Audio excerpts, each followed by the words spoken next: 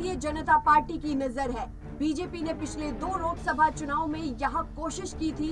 पूर्व मंत्री और बीजेपी के विधायक राम शिंदे ने विश्वास व्यक्त किया है कि भले ही बीजेपी साल 2014 और साल 2019 में इस स्थान पर चुनाव हार गई हो, लेकिन साल 2024 में बारामती में भारतीय जनता पार्टी का अपना सांसद होगा।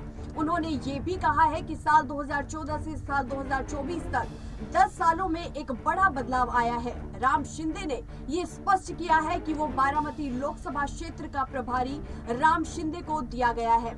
इससे पहले राम शिंदे भी याद दिला चुके हैं कि राहुल गांधी और अमेठी लोकसभा क्षेत्र के बारे में भी यही कहा गया था कि जिसे कांग्रेस का अधिकार माना जाता है। हालांकि उन्होंने ये भी याद दिलाया कि भारतीय जनता पार्टी ने उस जगह 2 चुनाव में कोशिश की थी और स्मृति ईरानी कांग्रेस के पारंपरिक गढ़ से चुनी गई थी। उन्होंने विश्वास जताया है कि वो बारामती निर्वाचन क्षेत्र के साथ साथ अमेठी भी जीतेंगे।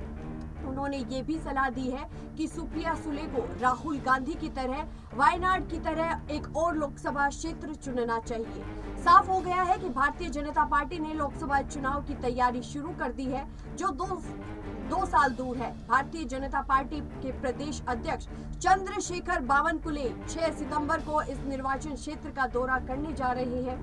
फिर केंद्रीय वित्त मंत्री निर्मला सीतारमण 22 से 24 सितंबर तक बारामती का दौरा करेंगी और ये भी स्पष्ट किया गया है कि बावनकुले के दौरे के दौरान निर्मला सीतारमण के दौरे के कार्यक्रम की भी घोषणा की जाएगी। अब देखिए, शरद पवार को जो घेरने की तैयारी की जा रही है, जो उन्हें घेरने की कोशिश की जा रही है, उस पर बात करते हैं।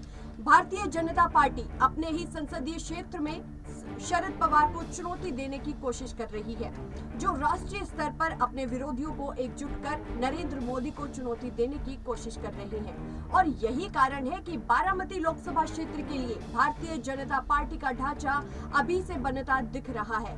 इसमें कोई शक नहीं है कि आने वाले समय में पार्टी के बड़े नेता यहां आकर बारामती सीट पर भारतीय जनता पार्टी की जीत का दावा करते हुए भी नजर आएंगे।